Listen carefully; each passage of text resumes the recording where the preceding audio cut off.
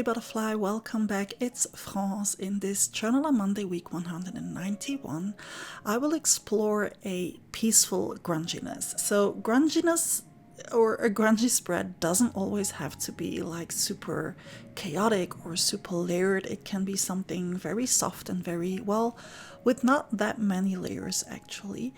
And today for this video, I opted to combine several speeds for the images. So you made it clear in my previous video that you did like the non-fast forward kind of videos. So this time I'll be speeding up the less interesting part, and then when it gets more interesting, I will slow it down so that you can watch calmly. I'm starting with sticking down some book pages, and I didn't even take the book pages apart, and as you can see at the beginning of the video, I did put my Journal on Monday art journal down in such a way that it's completely flat. I have a flat surface to work on, and once I'm done applying the soft matte gel from Golden in my journal, I just push down the book pages into the glue. If I wanted to make sure that there would be no air bubbles, I would have to apply glue on the book pages as well as in the journal. But I don't care if I get air bubbles, as long as I'm sure that the paper is sticking down, I'm good.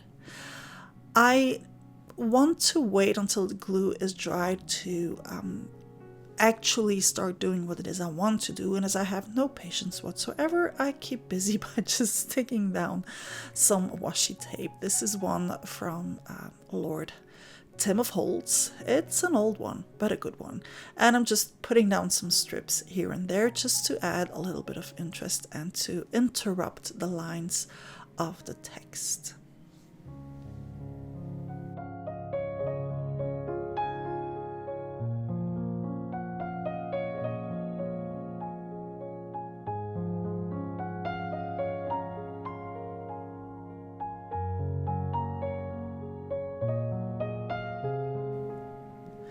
I figured that the book pages at this point were dry enough to start ripping off what wasn't glued down, so I didn't push the soft matte gel all the way to the edge of the spreads so that I could do what it is I'm doing now. And the washi tape will come in handy after all, because I will be using quite some water, and as the paper is very porous, I'm sure that nothing is going to seep through my journal. And while I'm doing this, you can actually take a moment to subscribe to my channel if you haven't already, and click on the little bell to receive notifications of new upcoming episodes.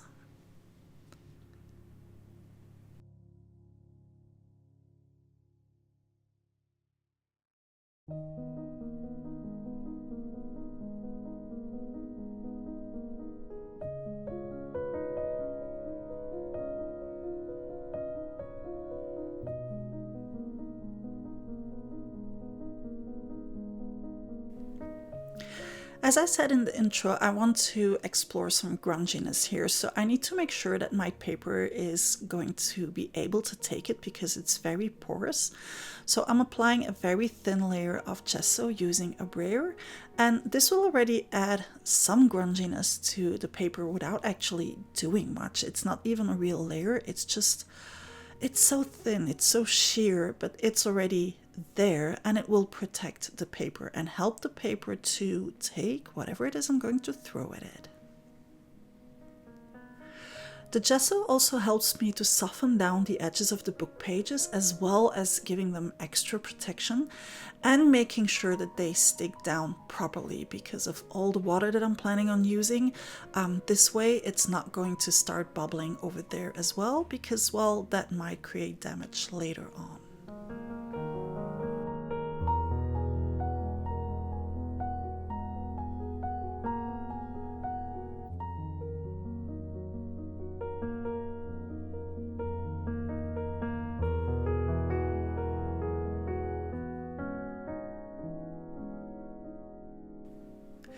Moving on, I realized that this little corner of washi tape wasn't sticking down properly, and I wanted to use it to protect my journal, so I gave it a little bit of extra soft matte gel. Then I took a moment to choose the stencil that I wanted to use for this spread, and I decided to go with Epicycle, the large one, and later on also the small one. I also opted for hard molding paste. I could have gone with the soft molding paste, but I did want something that would really resist all the water and color that I would throw at it. And the soft molding paste, being a little bit more porous, would be a little bit less resistant than this one. Resistant in the way that it would absorb more of the color, and I didn't want that. Of course, in between every layer, I have to make sure that there isn't too much paste on the back of my stencil, so I needed to clean it. And if you wonder why, you might want to look at my video about how to use a stencil properly. I'll put the link in the description of this video. And then I can just keep on going with the same stencil and the same product.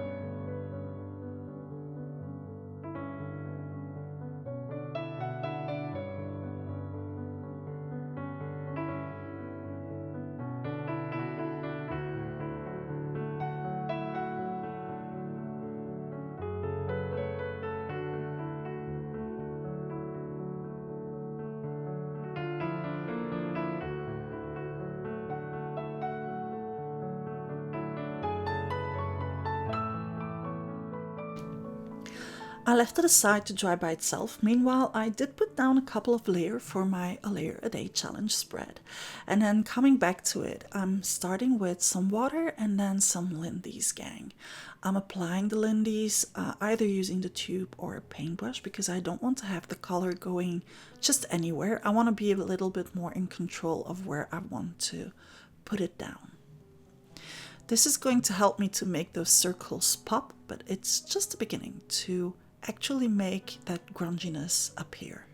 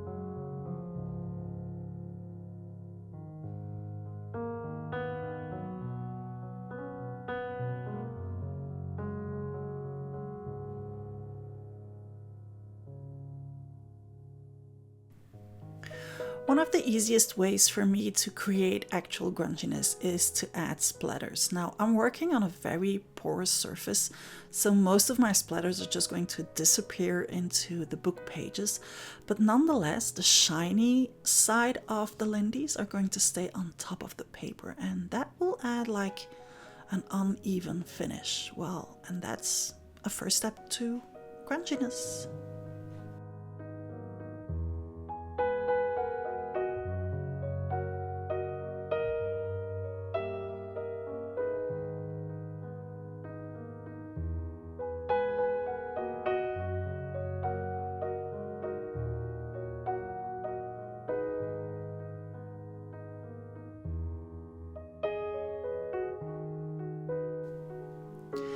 At this point we have the softness. It's time to really start enhancing that grunginess. And to do so, I'm actually going to take advantage of the gesso that I have on top of the porous paper. And to make that pop, I'm going in with Neocolors 2. These are water soluble. So first I'm applying some of the color, and then I'm going in with a water brush to blend it all in. I'm using matching colors. I just want to enhance the color that I have already on there. And by pushing the Neocolor into the paper using the water, I will make that gesso appear. And that is what will make it all look so yummishly grungy.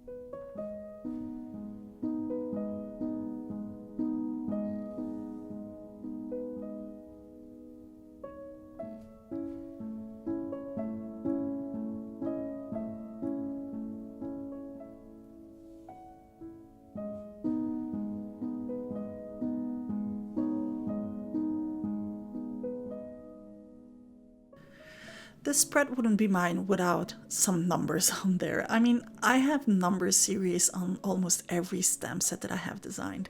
Now, it seemed that I want to give up on control by taking off the stamp from the acrylic block and just stamping it that way. It's actually a way of having more control while having less control. So I want the numbers to be inside the circles or outside, but not on the circles, well, not on the molding paste. So although I have less control by stamping them without having a sturdy back, at the same time I can decide where it is I want to have numbers. So it looks grungier. It is less control, and at the same time, I have more control. Go figure.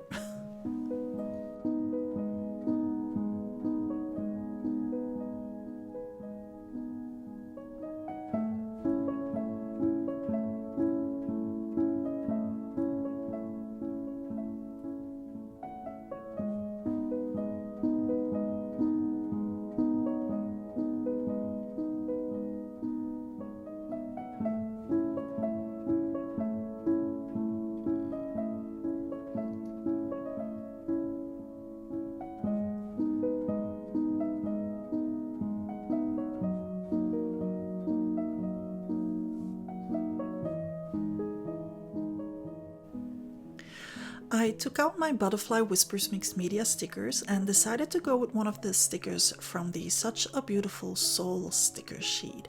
And that little word is peaceful, believe it or not.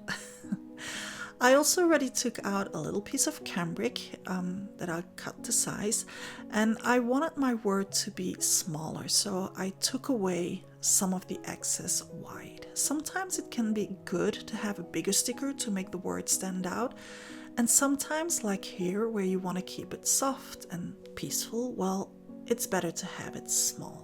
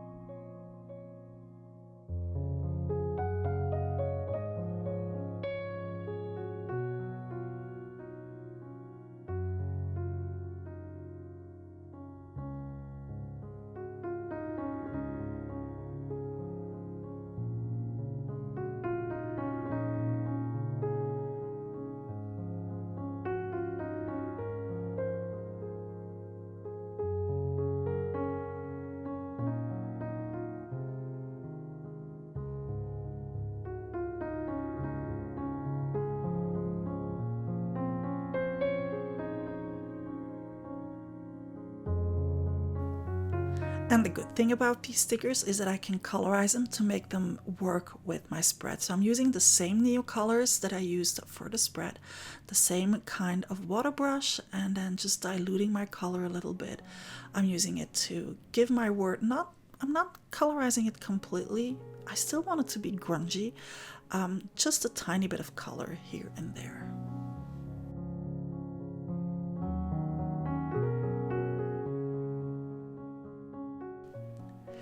It felt like it was missing something, and as I keep all my sticker sheets, this is one, I think it was from June, the A Layer a Day sticker sheet from June.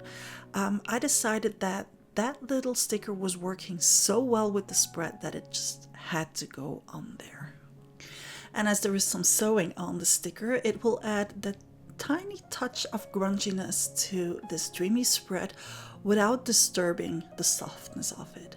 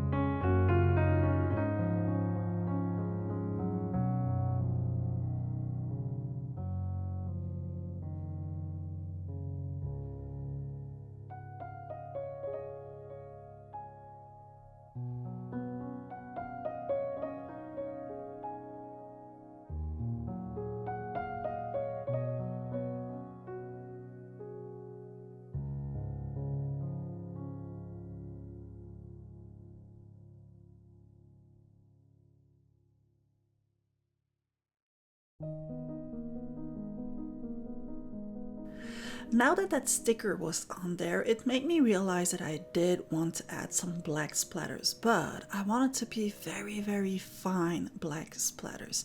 So instead of going in with a Posca pen, what I would normally do, I went in with a very fine paintbrush and some black acrylic paint diluted with water. This will give me more control and allow me to add smaller splatters. My Posca pen would be a little bit too intense for this kind of spread. I quickly used the heat gun to heat set it all and then decided to repeat the splatters with white paint. I'm using Fresco finish as well for the black as the white splatters, because this way I'm adding matte splatters. So instead of using just regular acrylic paint, I'm using chalk acrylic paint, and this way my splatters don't stand out too much.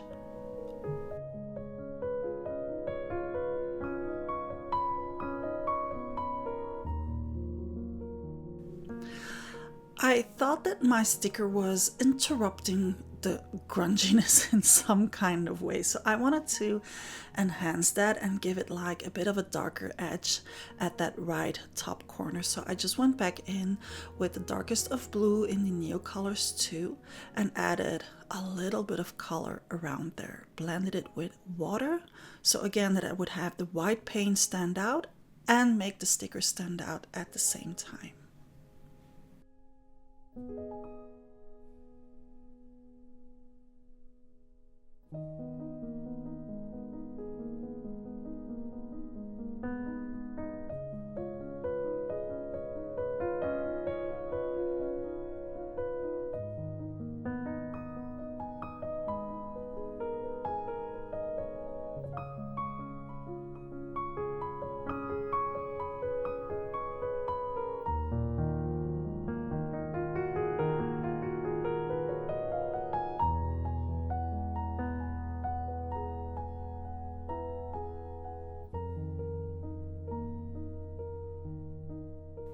And then to my liking, that circle wasn't balanced out anymore, so I decided to add some more of that brown to balance out both of the colors within the circle and make the grunginess grungy again. That's it. That's all I have for you today. I hope you liked today's video. If so, don't forget to hit the like button. Don't forget to subscribe to my channel if you haven't already. Click on the little bell to receive notifications of new videos. I will see you back here next Saturday for a new live prompt for the A Layer a Day challenge.